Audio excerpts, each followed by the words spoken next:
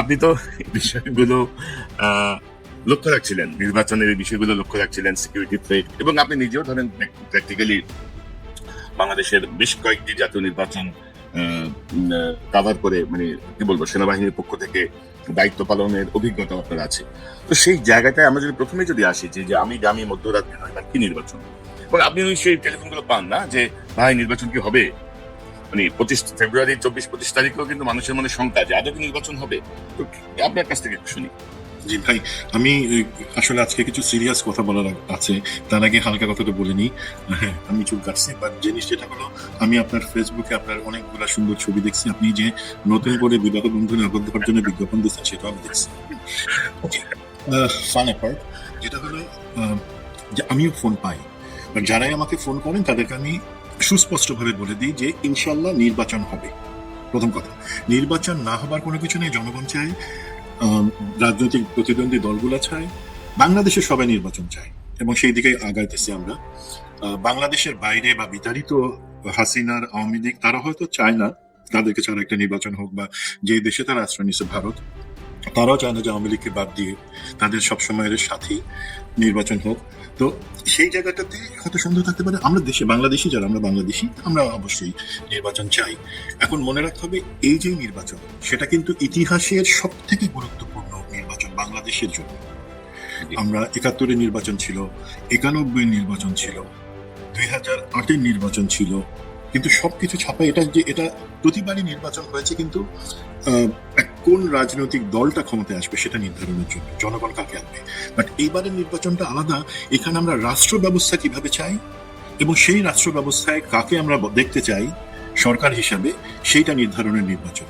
একই সাথে সাধারণ নির্বাচন, বা যেটাকে আমরা সংসদীয় নির্বাচন বলি, এবং গণভোট কখনো বাংলাদেশের ইতিহাসে হয় না, এবার প্রথম হচ্ছে। এবং কখন হচ্ছে? জুলাই পরবর্তী, যখন আমরা চাচ্ছি গণভোটটা জাতীয় নির্বাচনের সাথে গণভোট হয়নি এখন। হ্যাঁ, মানে একই সাথে একই দিনে কখনো হয় না জাতীয় নির্বাচনের সাথে। তো এই আলোকে আমাদেরকে বুঝতে হবে যে কত ইম্পর্টেন্ট একটা নির্বাচন, যেখানে আমরা সিদ্ধান্ত নিব যে আমরা আগের সেই সিস্টেমে ফেরত যাব, নাকি আমরা সিস্টেমটাকে চেঞ্জ করার মতন সাহস রাখি জাতি হিসেবে, এবং সেটা আমাদের হকটা আমরা আদায় করে নেই কিনা।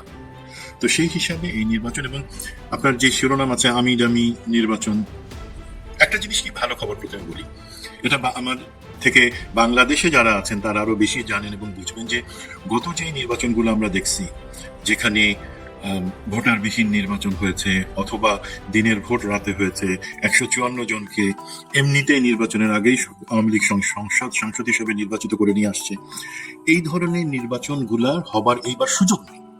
কেন সুযোগ নেই? সরকারে তো আওয়ামী লীগ নাই। আর এই অন্তর্বর্তী সরকারের তো দরকার নেই যে ডিজিএফআই কে নির্বাচন প্রযোজনা এবং পরিচালনার জন্য দায়িত্ব দেওয়া, টাকা দেওয়া, সেটা তো একবার হচ্ছে না। সুতরাং ওই ভয়টা আমাদের নাই যে ডিজিএফআই বা পুলিশকে দিয়ে, প্রশাসনকে দিয়ে, সমস্ত ডিসি ইউনোকে ব্যবহার করে একটা নির্বাচন হবে, সেই ভয়টা যেহেতু নাই, তাহলে ভয়টা তো নিশ্চয়ই। কিন্তু আপনি আপনি কিভাবে নিশ্চিত হচ্ছেন যে ভয় নাই? কারণ ডিজিএফআই বলেন, এনএসআই বলেন, অন্যান্য এজেন্সি বলেন, সকল জায়গায় এখন হাসিনা লোকজন বসা। এবং আপনি যদি এবার নমিনেশনের দিকে তাকান, বিভিন্ন দলের, বিএনপি বলেন, জামাতও বলেন, যে আওয়ামী ঘরানা ঘনিষ্ঠ অনেককে তারা নিয়ে এসেছেন, অনেককে তারা তোয়াজ করছেন, অনেককে তারা খুশি করছেন, এবং ভেতরে তো এই শক্তি তো বিদ্যমান। এই শক্তি কি ইউনুস হাত দিতে পারছে? এই শক্তিতে ডক্টর ইউনুস পারে নাই তো। আপনি কিভাবে ভাবছেন যে ডিজিএফআই এবার ইন্টারফারেন্স করবে না, বা সরকার হয়তো চাইবে না, কিন্তু তারা তো চাইলে করতে পারে, তাই না? সে ঝুঁকি তো আছে। আপনার কথায় যুক্তি আছে, বাট আমি আমাদের দর্শক এবং জনগণকে আশ্বস্ত করার জন্য আমার পয়েন্ট অফ ভিউ যেটা বলি, সেটা হচ্ছে সবসময় কিন্তু সব দলে গাদ্দাররা ঢুকে যায়। যেমন একটা জিনিস হচ্ছে, জামাত, বিএনপি বা অন্যান্য দলগুলো ক্রেডিট নিতেছে, আওয়ামী লীগের এতজন আমাদের এখানে জয়েন করছে, নেতারা রাজনীতির মাঠে জনসভায় পরিচয় করে দিতেছেন, এরা আমাদের বন্ধু, এই ধরনের জিনিসপত্র নমিনেশন দিচ্ছেন। সেটা হয়, সবসময় হয়েছে, নির্বাচনে সুযোগ নেওয়ার জন্য আরেক দলে জয়েন করে, সেটাকে আমি খুব দেখি না। এখন ডিজিএফআই, এনএসআই এদের মাধ্যমে বা প্রশাসনকে কাজে লাগায় কেন এটা হওয়ার সম্ভাবনা আমি দেখছি না। আপনি যদি ম্যাগনিটিউডটা চিন্তা করেন, যখন এই 18 এবং 24-এর নির্বাচনগুলো হয়, বিশেষ করে 18-র যেটা দিনের ভোট রাতে, সেই জায়গায় কিন্তু সিস্টেমেটিক ভাবে নির্দেশনা দিয়ে ডিজিএফআই এর কাজই তখন ছিল প্রশাসন কে ব্যবহার করা হবে, সেনাবাহিনী, বিজিবি, তারা সম্পূর্ণভাবে কেন্দ্রের কাছে আসতে পারবে না, ক্যাম্পে বসে থাকবে। আগের সপ্তাহেতে এবং আগের রাতে বস্তায় বস্তায় করে টাকা পাঠানো হয়েছে। আগের রাতে অ্যাম্বুলেন্সে করে প্রতিটা কেন্দ্রে ব্যালট পেপার সিল মারা সেখানে পাঠানো হয়েছে এবং সেগুলো ভরা হয়েছে। আগের রাতে এই জিনিসগুলো করা হয়েছে। এই জিনিসগুলো প্র্যাকটিক্যালি সম্ভব না, এবং যদি না সরকারের ইচ্ছা থাকে এবং আওয়ামী লীগ সরকারের মতন কারো ইচ্ছা থাকে। 2 নম্বর, আপনি কি মনে করেন আমাদের এখনকার ডিজিএফআই এনএসআই তাদের ভিতরে যতই আওয়ামী লীগ, ছাত্রলীগের লোকজন, যুবলীগের লোকজন ঢুকে থাকুক, তাদের এই 24-এর পরে সাহস হবে এই জিনিসটা নিজে থেকে করবার জন্য, যদি সরকারের প্যাট্রোনাইজেশন না থাকে বা কোনো রাজনৈতিক দলের চাপ না থাকে? আমি দেখতেছি না সেই জিনিসটা। দেন আরেকটা জিনিস হলো, এই জিনিসটা করবার জন্য যে মিডিয়া বা অন্যান্য জিনিস আড়ালে নিয়ে বা মিডিয়াকে কিনে নিয়ে, ধরেন প্রথম আলোর মতিউর রহমান এবং মাহফুজ সাহেব, ওনারা কিন্তু ওনাদের, আমার যতদূর মনে হয়, ওনারা এখন ওই হাদির ঘটনার পর থেকে প্রতিদিনই ডবল স্পিডে ওনারা বাথরুমে যান। ওনারা জানেন তো মিডিয়ার এত সাহস হবে না জিনিসটাকে ছুপাই যাওয়া যে এই ধরনের জিনিস হচ্ছে। সেই এলাকা আমি মনে করি, দেখেন এনএসআই এর কথা আমি যদি একটা এক্সাম্পল দিই, এনএসআই তে কিন্তু প্রায় অর্ধেক লোককে ওএসডি করে রাখা হয়েছে, যারা ছাত্রলীগ, যুবলীগের সেই গুন্ডাগুলা যারা এনএসআই এর পদ ব্যবহার করে দেশে সন্ত্রাস চালাতো, তারা ওএসডি। 13 জন অফিসারকে এনএসআই নিজে থেকে দুদকের হাতে তুলে দিয়েছে দুর্নীতির অভিযোগ তদন্ত করে দেখে শাস্তিমূলক ব্যবস্থা নেওয়ার জন্য। সো এই জায়গাগুলোতে তাদের সেই চাপটা আছে, তারা জানে যে সেখানে আগানো যাবে না। তো হতে পারে তার মধ্যে যদি কোনো রাজনৈতিক দল আমাদের দেশের, তারা কোনো ফেভার পাওয়ার জন্য কোনো আন্ডারহ্যান্ডে আসে, বাট সেটা সম্ভাবনা আমি দেখি কম। এই প্রেক্ষাপটে আমি একটা জিনিস বলি কি, দেখেন আমাদের দেশের তত্ত্বাবধায়ক সরকারের আন্ডারে যে 4টা নির্বাচন হয়েছে, ফেব্রুয়ারি 1996 একটা ফর্মালিটি নির্বাচন ছিল, তা বাদ রেখে 91, 96, 2001, 2008 আমার নিজের হিসাবে নির্বাচনে ভোট গ্রহণ, আমি নির্বাচনের আগের পরিস্থিতি, কিভাবে দল ভাঙা হয়েছে, কিভাবে বিএনপিকে 2008-এ ইলেকশনে প্রার্থী দেওয়ার সুযোগ দেওয়া হয় নাই, জেলে রাখা হয়েছে, মিডিয়া ক্যাম্পেইন চালানো হয়েছে, ভারতের সেটআপে নির্বাচনগুলোকে প্রভাবিত করা হয়েছে, সেই পার্ট আমার ফোকাস হচ্ছে নির্বাচনে আমি বাংলাদেশের নাগরিক, 18 বছর প্লাস বয়স, আমি আমার ভোট যাকে খুশি তাকে দিব, সেই কনসেপ্টের কথা যদি চিন্তা করি, এই 4টা নির্বাচন কিন্তু আমি বলবো অবাধ এবং সুষ্ঠু হয়েছে মোটামুটি একটা সাধারণ মানে। এর বাদে যত নির্বাচন তার আগে এবং পরে আমরা জানি সেগুলোর কোনোটাই সুষ্ঠু হয় নাই। এটা হচ্ছে প্রথম জিনিস। বাট সেটা কি খুব বেশি ইম্প্যাক্ট করছে আমাদেরকে এই 15 বছরের হাসিনার যে দুঃশাসন, সেটা ছাড়া? ঠিক আছে, কোনো পার্টি জিতবার ছিল, বাট এইবারের নির্বাচনটা সুষ্ঠু করা এবং একই সাথে সেই নির্বাচনে ভোট ডাকাতি শুধু না, তার বাদে যাতে মারামারি, হানাহানি বা কোনো প্রাণহানি না হয়, সেটা নিশ্চিত করা কিন্তু আমাদের জন্য অনেক অনেক দরকার। সেই দরকারটা কেন সেটা আমি পরে আসছি। প্রথমে ভাই আপনি যদি সময় দেন আমি একটা জিনিস একটু বলি, স্ট্যাটিস্টিক্স বলি। জি, আমাদের এই নির্বাচনের সময় এখন তো অ্যাকচুয়ালি সবকিছুর দায়িত্ব ইভেন প্রশাসনের রদবদল থেকে শুরু করে কি হবে সেগুলো নির্বাচন কমিশনের, এবং নির্বাচন কমিশনে কিন্তু বেসিক্যালি একজন, মানে ব্রিগেডিয়ার জেনারেল ফজল, উনিই দায়িত্ব পালন করতেছেন, বাকি সবাই তার হাতে তার ঘাড়ে সবকিছু দিয়ে বলছে ভাই আপনি করেন, আপনি করেন। তার অভিজ্ঞতা আছে, তার ম্যাচুরিটি আছে, সেই কারণে হয়তো সেটা একটা পেইনফুল ব্যাপার, বাট সেইভাবে হচ্ছে। এখন ওনারা সেই জিনিসটা করবেন এবং করছেন ওনাদের হিসেব মতে, এবং স্বরাষ্ট্র মন্ত্রী লেফটেন্যান্ট জেনারেল জাহাঙ্গীর যে স্ট্যাটিস্টিক্স দিয়েছেন একটা সংবাদ সম্মেলনে গত সপ্তাহে, তাতে দেখা যায় প্রায় 9 লাখের মতন বিভিন্ন বাহিনী, সেটা সেনাবাহিনী, বিমান বাহিনী, নৌবাহিনী থেকে শুরু করে ইভেন পুলিশ, বিজিবি, আনসার, সেই সহ 9 লাখ, 3,000 কম 9 লাখ। তার মধ্যে 1 লাখের মতন বলা হচ্ছে আর্মি, 3 থেকে 5,000 এয়ারফোর্স, নেভি, বিজিবি থাকবে 37,000, কারণ তাদেরকে তো আমাদের বর্ডারটাকে পাহারা দিতে হবে। পুলিশ সারপ্রাইজিংলি থাকবে 1,49,000। আনসার এবং ভিডিপি মিলাই 5 লাখ কম বেশি থাকবে। এখন এর বাদে ফায়ার সার্ভিস থাকবে, অন্যান্য র্যাব থাকবে। তাই সংখ্যাটা আপনি যদি দেখেন, এটা মোরলেস এইভাবেই ডিপ্লয় ছিল আগের নির্বাচনগুলোতে, বাট আমরা আগেই বলছি এইবারের নির্বাচনের লক্ষ্য এবং একই সাথে পরিস্থিতি সম্পূর্ণ ভিন্ন আগের যে কোনো নির্বাচনের থেকে। এখন দেখেন পরিস্থিতির কথা আসি। নির্বাচন মূলত হয় পুলিশ এবং আনসার কেন্দ্রে থাকে, 42,300 সামথিং কেন্দ্র আছে, 600 সামথিং কেন্দ্র আছে। সেই কেন্দ্রগুলা মূলত অবস্থান করে প্রোটেকশন দেয় পুলিশ, আনসার, ভিডিপি। তারা পাশে ক্যাম্পে, আইদার ক্যাম্পে থাকে, বিভিন্ন সময় বিভিন্ন নির্দেশনা থাকে বিজিবি এবং সেনাবাহিনীর প্রতি, তারা আইদার স্ট্রাইকিং ফোর্স হিসেবে থাকে। বাট আমরা যতগুলো নির্বাচন, আমি ছিলাম 6টা নির্বাচনের সময় ছিলাম, তখন কিন্তু প্রতিবারই আমরা দেখেছি যে আমরা পেট্রোল নিয়ে, আমরা আমাদের সাথে টিমকে নিয়ে প্রতিটা কেন্দ্রে আমরা সারাক্ষণ ঘুরতাম। 12 ঘন্টার জন্য দায়িত্ব বলা হয়েছে, 14 ঘন্টা 15 ঘন্টা দরকার হলে কভার করছি, একটানা 20 ঘন্টা কভার করছি, যাতে নিরাপত্তা যে কোনো জায়গায় আমরা যে কোনো একটা পয়েন্টে কোনো গন্ডগোল হলে সেখানে আমরা 10 থেকে 15 মিনিটের মধ্যে যাতে পৌঁছাতে পারি এবং সিচুয়েশনটাকে রেস্টোর করতে পারি। ঠিক আছে, সেই হিসাবে হয়তো আপনি যদি দেখেন, বাট প্রথম কথা, নির্বাচনের কেন্দ্রের দায়িত্বে যে পুলিশ আছে, যদি কোনো গন্ডগোল হয়, আল্লাহ না করুক, সেই গন্ডগোলগুলোর সময় পুলিশ এবং আনসার, পুলিশের তো মাজা ভাঙা, তার তো ইউনিফর্ম এখন কেউ মানে 2 পয়সাও পাত্তা দেয় না, আর আনসার তো আনসার লিগ হয়ে গেছে, তাই না ভাই? এখন সেই জায়গায় কেউ যদি একটা রাজনৈতিক দলের কিছু লোক এসে পুলিশের 2টা থাপ্পড় দেয় বা আনসারে ধরে কোমরে 6 ইঞ্চি নিচে একটা লাথি মারে, ওরা তো প্রথমেই পালাবে সেখান থেকে। এটা রিয়েল বাস্তবতা আমি বলছি কিন্তু ভাই, 24 পরবর্তীতে তাদের মোরাল তাদের ওই স্ট্যান্ডিং নাই যে তারা একটা অন্যায়ের প্রতিবাদ সঠিকভাবে করবে বা আইন শৃঙ্খলার প্রয়োগটা করবে, এটাই বাস্তবতা এখন।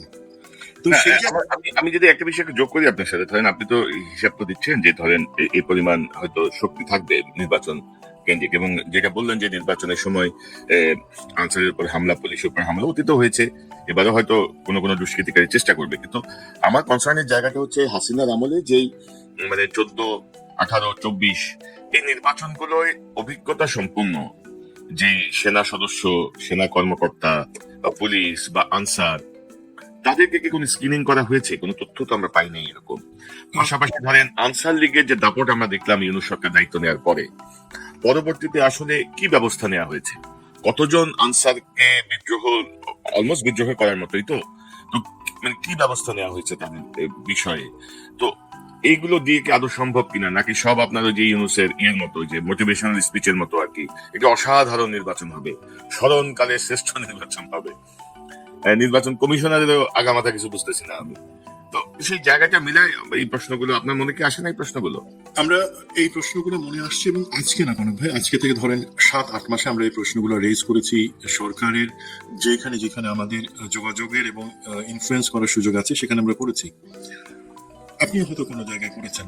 দেখেন তারপরে কি, আজকে আমি যদি একটা স্ট্যাটিস্টিক্স দেই, 14 হিসাবটা আমি বাদ দিলাম, 18-24 সময় যারা ছিল ইলেকশন ইঞ্জিনিয়ারিং করেছে, সেই ধরনের জেলা পর্যায়ে, থানা পর্যায়ে যে কর্মকর্তা যারা ইউএনএ ছিল, তারা এখন তাদের বেশিরভাগই এখন ডিসি এবং বিভিন্ন জেলায় কর্মরত ডিসি যারা নির্বাচনকালীন রিটার্নিং অফিসারের দায়িত্ব পালন করবেন। এই জিনিসটা দর্শক এবং অন্যর কাছে একটা শকিং জিনিস মনে হতে পারে, এটাই বাস্তবতা। সুতরাং এখানে স্ক্রিনিং অন্যান্য কিছু করা হয় নাই, যারা সেই পাপটার সাথে সরাসরি জড়িত ছিল তারাই হচ্ছে রিটার্নিং অফিসার। এবং এখানে কিন্তু রাজনৈতিক দলগুলোর কোনো আমি আপত্তি দেখি নাই। কেন আপত্তি দেখি নাই? কারণ তারা মনে করতেছে ঠিক আছে, আমরা তো এদেরকে ব্যবহার করতে পারবো। এটা আরো উদ্বেগজনক যে রাজনৈতিক দলগুলো প্রতিবাদ করে নাই, বিকজ তারা মনে করে ঠিক আছে এই 2 নম্বর লোকগুলো সেখানে রিটার্নিং অফিসার, সহকারী রিটার্নিং অফিসার থাকলে পরে তো তারা আমাদেরই কাজে লাগবে, বিকজ একবার যে বিক্রি হয়েছে তাদের তো কেনা অনেক সহজ। কথাটা খুব আমি চাচাশোলা কথা বলে দিলাম, বাট এটা ওনাদের শোনার উচিত। 2 নম্বর জিনিস যেটা হচ্ছে, সেনাবাহিনী, পুলিশ সেই জায়গায় যারা ছিল, পুলিশ তো বেনজিরের পুলিশ। আমি কখনো বলি না যে এইটা হচ্ছে মানে খোদাবাদ সাহেবের বা আমাদের বর্তমান আইজিপির পুলিশ। এটা সম্পূর্ণভাবে বেনজির এবং মনিরুল সিটিটিসি তাদের নিয়ন্ত্রিত একটা পুলিশ। তাদের কাছ থেকে আসল যে অর্ডার আসে তারা সেটা শুনে। তারাও ছিল 18-24 যারা ইনভলভ ছিল, তারাও কিন্তু আছে, এখন কিছু বাদের কাছে আছে। সেনাবাহিনীতে, ডিজিএফআই-তে তখন যারা সেই সময় তৎকালীন ছিলেন, তাদের সেই জেনারেলরা চলে গেছেন বাড়িতে, অথবা কেউ চাকরি থেকে বহিষ্কার হয়ে গেছেন। বাট সারপ্রাইজিংলি যে জিনিসটা আমরা খেয়াল করতেছি না, সেটা হচ্ছে জেনারেলরা আসলে ওই ধরনের কাজ কখনো মাঠে করেন না। তাদের হয়ে মেজর, লেফটেন্যান্ট কর্নেল, কর্নেলস, তারা সেই জিনিসটা মাঠে এক্সিকিউট করে। তারা তো ভাই রয়ে গেছে, তাদের কাউকে আপনি চাকরি থেকে বাদ দেন নাই। এবং আপনি যদি এখন সেনা সদরে খোঁজ নেন, সেনা সদরে 3 জন আছেন যারা সেই ইলেকশন ইঞ্জিনিয়ারিং ডিজিএফআই তে তখন চাকরিরত ছিলেন এবং সরাসরি ইলেকশন ইঞ্জিনিয়ারিং এর সাথে জড়িত ছিলেন। ডিজিএফআই তে আবার এখন ফেরত আসছেন একজন, একটা ব্যুরোর প্রধান, যিনি ইলেকশন ইঞ্জিনিয়ারিং এর সময় যে ডিজিএফআই এর একজন ডিজির কর্ড ছিলেন। একটা ডিজির কোঅর্ডিনেটিং অফিসার বা কর্ড, সে কিন্তু ডিজি যে জিনিসটা জানে, যে পরিকল্পনাটা জানে, যে 2 নম্বর জিনিসটা জানে, সেই জিনিসটা সেও জানে। সুতরাং সেই জিনিসের স্ক্রিনিং হয় নাই। আমরা মনে করতেছি ঠিক আছে, তারা তো দুর্বল হয়ে গেছে, তারা বিপজ্জনক না। সাপ কখনো দুর্বল হয় না। সাপ জন্ম থেকে মৃত্যু পর্যন্ত বিপজ্জনক, এই জিনিসটা আমাদেরকে মনে রাখতে হবে এবং এই স্ক্রিনিং জিনিসটাতে আসতে হবে। তো এখন যেটা আমরা দেখলাম যে এটাতে ফেরত আসি, যে পুলিশ, আনসার আগে যেভাবে প্রতিটা নির্বাচনে তারাই কেন্দ্র মোটামুটি 80% ক্ষেত্রে কেন্দ্র সামলানো, কোনো হালকা গোলযোগ হইলে সেটা সামলানোর জন্য যথেষ্ট ছিল, এবার সেটা হবে না। যে কোনো জায়গায় একটা কিছু শুরু হলে তার প্রথম দৌড়টা তারা দিবে, এবং কোন দিকে দৌড় দেবে কেউ জানবে না, অস্ত্র ফেলে দৌড়াবে। তো তখন সাথে সাথে বিজিবি এবং সেনাবাহিনীর হেল্প চাইতে হবে। তারা যদি আসে, আমি মনে করি বর্তমান যে পরিকল্পনা সে অনুযায়ী 10 থেকে 15 মিনিটের মধ্যে আসবে। 10 থেকে 15 মিনিট যে সময়, সেখানে প্রতিটা দলের এজেন্ট থাকার পরেও যারা সেখানে পুলিশ এবং আনসারকে দৌড়াইতে বাধ্য করবে, তারা ব্যালট বাক্সে 15 মিনিটের মধ্যে নির্বাচনের ফল নির্ধারণী যতগুলা ব্যালট ঢুকানো দরকার সেগুলো ঢুকাতে পারবে। এটা আমরা জানি, এটা পরীক্ষিত যে 15 মিনিট যথেষ্ট।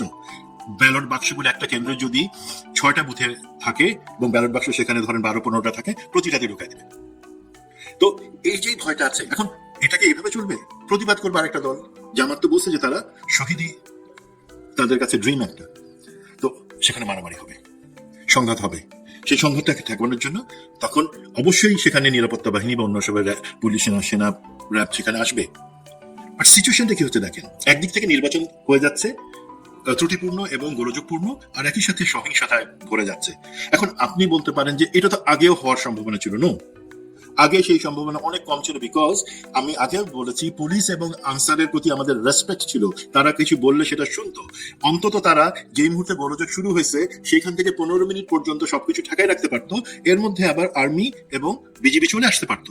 এখন সেটা পারবে না, প্রথমেই তারা দৌড় কম্পিটিশনে নামবে। তো এই জিনিসটা আমার মনে হয় না সরকার সেভাবে দেখছে। এটার কি সমাধান থাকতে পারে সেটা আমরা পরে আসি। হ্যাঁ, বাট এটা হচ্ছে সিচুয়েশন। তো কিন্তু ধরেন আপনি যেটা বলছিলেন যে আমার মনে হয় না যে অনেকে সাহস করবে। ধরে রিটার্নিং অফিসারদের কিছু কিছু তো আমরা ভূমিকা দেখলাম মনোনয়নপত্র বাছাই এবং এতে তাদের আলগা দেখলাম আমরা। বাট এর বাইরেও ধরেন হয় কি, ধরেন একজন সেনা অফিসার হিসেবে আপনি জানেন যে নিয়মের মধ্যে থেকে আপনি কিভাবে মোটরটা দিলে এটা মানে কোন দিকে যাবে। একজন আমলাও সেটা জানে, যেমন একজন সাংবাদিক জানে যে কোন শব্দটা আমি আগে লিখলে বা কোন শব্দটা পরে লিখলে, যেটা প্রথম আলোরা করে আর কি, যে মানে টোটাল মিনিংটা চেঞ্জ হয়ে যাবে, মানে যে পড়বে তার মাথায় অন্য জিনিস ঢুকবে। তো এগুলো হচ্ছে বিষয়। মানে আফসোসের জায়গাটা হচ্ছে যে এতগুলা জীবন যাওয়ার পরেও আমাদের কোনো মানে বোধোদয় হইল না। এবং ইউনূসের নেতৃত্বাধীন যে অপদার্থ সরকার, এই ধরেন নাসিরউদ্দিন সিইসি, তার নিয়োগ হয়েছে কবে? নিয়োগ হয়েছে বহু আগে। তার কি কোনো মাথা ব্যথাই নাই? আপনি দেখেন, তার তো উচিত ছিল না যে দায়িত্ব নিয়েই যে রিগড ইলেকশন গুলো কারা কারা দায়িত্বে ছিল, কিভাবে ছিল, তারা এখন কোথায়, এগুলো তালিকা করা কিছু করে নাই। কিন্তু ভাই, ওনারা তালিকা করেন নাই জেনে, আমাদের থেকে, আমাদের সাথে যারা সহযোগিতা করেন তাদের মধ্যে থেকে যোগ্য একজনকে পাঠানো হয়েছিল। তিনি সম্পূর্ণ সিনারিও সহ, তালিকা সহ প্রধান নির্বাচন কমিশন থেকে সম্পূর্ণ নির্বাচন কমিশনকে ব্রিফ করেছেন ফর্মালি, বলেছেন এই জায়গাগুলোতে সমস্যা, এই ব্যক্তিতে সমস্যা, এবং উপায় বলেছেন। ওনারা তো শুনেন নাই। ওনারা এত ঘটা করে সেখানে বসলেন, চা বিস্কিট খেয়ে ওনারা ব্রিফিং গুলো আমাদের শুনলেন। ওনারা তো সেটা গায়ে নেন নাই। কেন নেন নাই সেটা $1 মিলিয়ন কোয়েশ্চেন।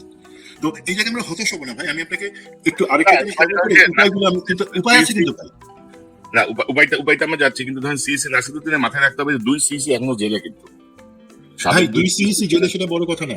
1 সিইসি জুতার মালা গলায় দিয়ে জেলে গেছে, সেটা মনে রাখতে হবে। জেলে যাওয়া কোনো সমস্যা না। আপনি জেলে গেছেন, আমিও জেলে ছিলাম। আমি জেল প্লাস আয়নাঘর দুটাতে ছিলাম, আপনি শুধু জেলে ছিলেন, অনেকদিন ছিলেন।